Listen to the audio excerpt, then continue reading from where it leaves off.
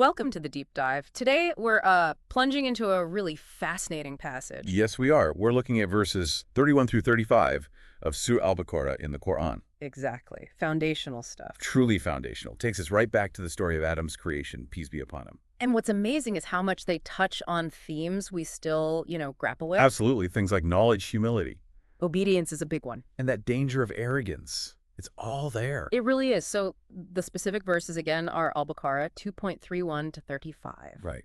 And our mission really is to unpack these, to kind of extract the key lessons. Find that timeless wisdom within them. See how it speaks to us now. Okay, so let's dive in. Segment 1, this divine gift of knowledge. Okay.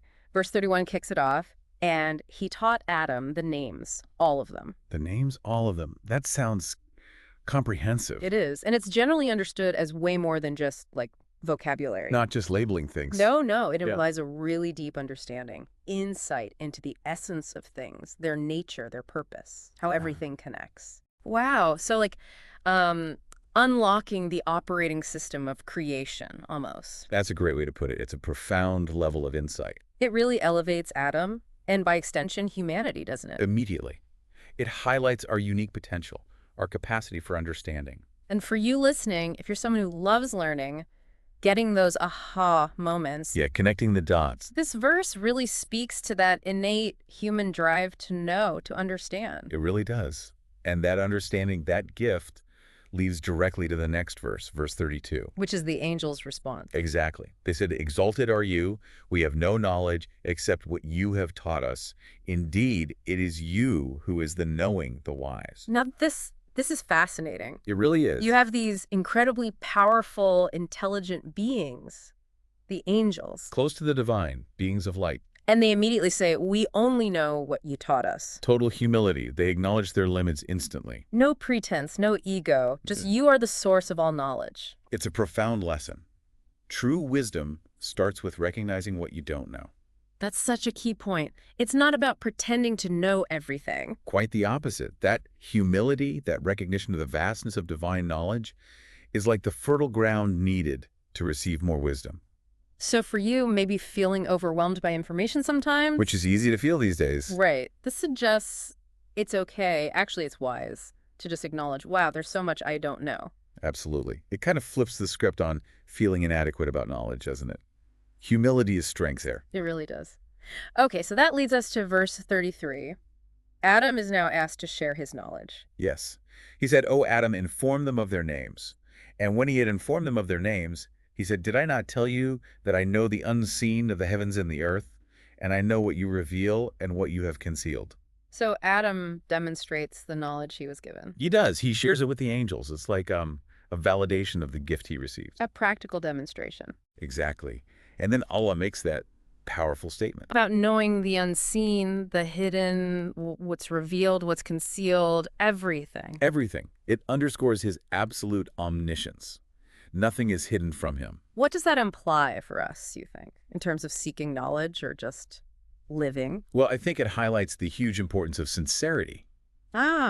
Intention. Right, sincerity in why we seek knowledge, sincerity in our actions, because God knows the outward and the inward. What we show and what we hide. Precisely.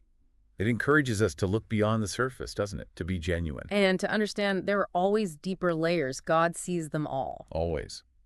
Okay, now we hit verse 34. This is a major turning point. Yes, the command to prostrate. I mentioned when we said to the angels, prostrate before Adam. So they prostrated, except for Iblis.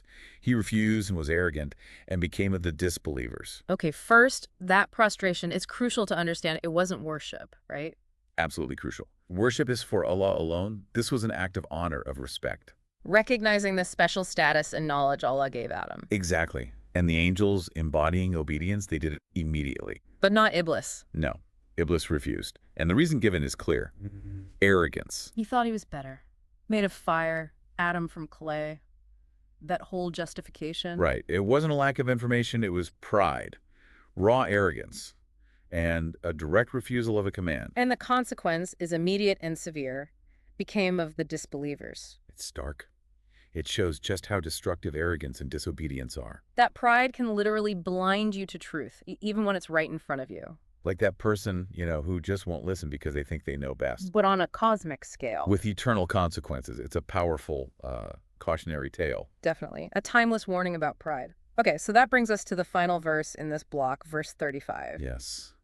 And we said, O Adam, dwell you and your wife in paradise and eat therefrom in ease and abundance from wherever you will. Sounds pretty good.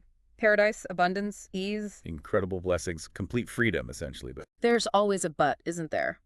But do not approach this tree, lest you be among the wrongdoers. One single restriction. Amidst all that freedom and bounty, just one boundary. Just one. Don't go near this tree. Seems simple, yet profound. It really is.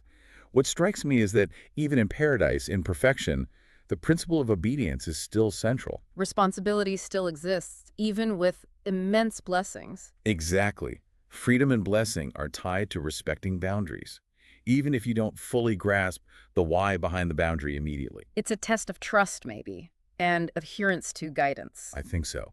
It shows that following divine instructions is key, regardless of the circumstances. It's about that relationship with the divine. Like even the small choices matter. They often matter the most, don't they? Especially when things seem easy. That's a really insightful point. Okay, Yeah. so we've walked through verses 31 to 35. If we step back, what are the main takeaways, the big themes? Well, first, the immense value of knowledge, shown as this incredible divine gift to Adam. But paired immediately with humility. Absolutely essential. The angels model that perfectly.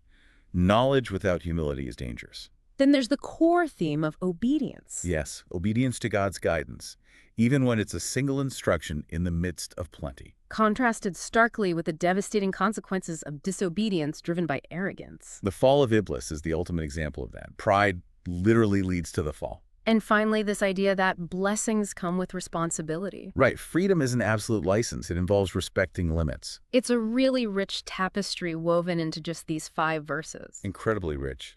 So much to reflect on. Absolutely. So for you listening, as you go about your own life, seeking knowledge, making choices, maybe reflect on this. Yeah, how can we actively cultivate that humility that the angels showed? Especially today, when we have access to so much information. That's a big one. And what are the trees in our own lives? You know, those boundaries, those temptations, maybe those paths we're drawn to, even when some inner wisdom or guidance tells us, don't approach.